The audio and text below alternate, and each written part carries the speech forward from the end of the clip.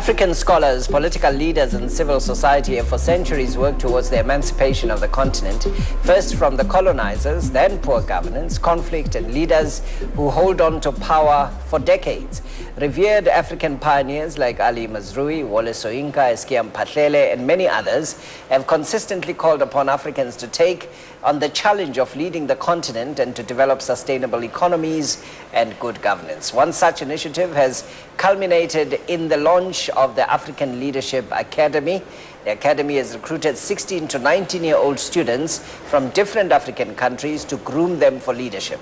We're now joined in the studio by Dele Belinda, who is the first African to win the Pulitzer Prize, as well as Belinda Munemo, a student at the Academy. Dele, Belinda, good morning to both of you. Good morning. Good morning. Welcome, thank you for joining us. First, Dele, what is a Pulitzer Prize? I don't know. First of all, it's old. Yeah. Because I think I won this 4 years ago or something. But it's generally regarded as the highest honor in journalism. And I was happy to take it. For what piece was it? I did a whole series of stories on Rwanda's aftermath of the genocide, basically exploring the thesis of how does a society stitch itself back together again. Yeah, is that society succeeding? I think they are succeeding, and actually it's one of the great stories in Africa right now. This is a leadership issue as well? Yes, it is a clear leadership issue. Okay. And it's extraordinary how far they've come from where they were 15 years ago. Yeah. Belinda, tell us about this Leadership Institute. How did you get involved with it? Well, African Leadership Academy is a school that is dedicated to train the next generation of African leaders. And I applied to come to the school when I was back in Zimbabwe last year. And their qualities, I met their criteria, and I got selected as one of the 97 students of the inaugural class. Yeah. What did you have to do in your application? Did you have to write an essay, or what was the application consisting of? Well, yes, the application included essays and also results for academics as well, because they also consider academic excellence. But more importantly, the essays were about yourself and your commitment to service and just generally what you've done for your community at such a young age. What have you done?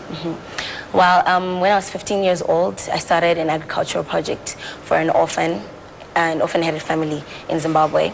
And that was really a highlight of my life because I managed to help this girl, her name was Anna, to sustain herself and to also return back to school, which she couldn't because she had been forced into a life of begging for food.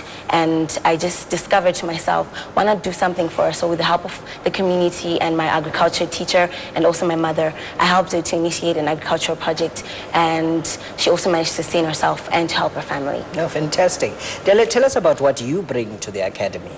Well, I'm just a supporter and a booster, really.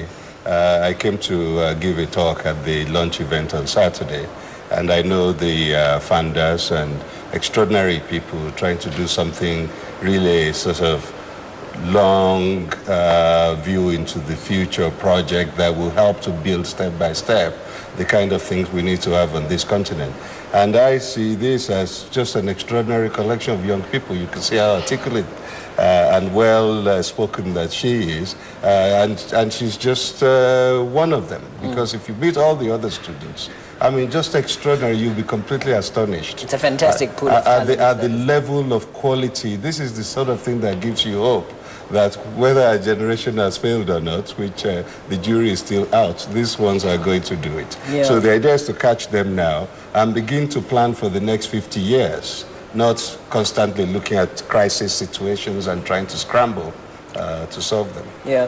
Belinda, I mean, coming from Zimbabwe, you probably get this question all the time about what do you think of the Zimbabwean leadership situation right now? Okay, well, yes, you're right. I always do get this question a lot of times. But I think that Zimbabwean leadership is lacking in many areas. And I think one important thing that I've learned at the Academy is that leadership lacks integrity. Leadership in my country lacks integrity and trust. And I think that would just be the first step, building trust with each other, building trust with the people. And the people, as well as the government, will help to serve the community and to improve the community. And so I think integrity and trust is the key thing that the government lacks. Yeah. What do you want to do? I mean, leadership fits into different areas, isn't it? There's business leadership, there's just leadership in the community, in the church, in government. Where do you see yourself? Okay. Well, I'm very passionate about medicine, and I would like to start to build a network of hospitals all around the African continent in areas where health is out of reach, to decrease them, to increase the maternity rate and to decrease the mortality rate. Yeah. That's really my hope. And also, I would also hope to see my dying day when the HIV/AIDS cure has been found. Oh, Do fantastic. you have any doubt in your mind, Nabuyo, No, that not Zimbabwe at is all. going to come back?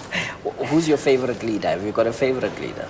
Yes, my favorite leader is Ellen Johnson Sirleaf, because I think she's challenging the status quo, Yeah. and she's just showing excellence in all that she does, and I really admire her, and it shows me and inspires me as a young woman that women can make it in African society. All right.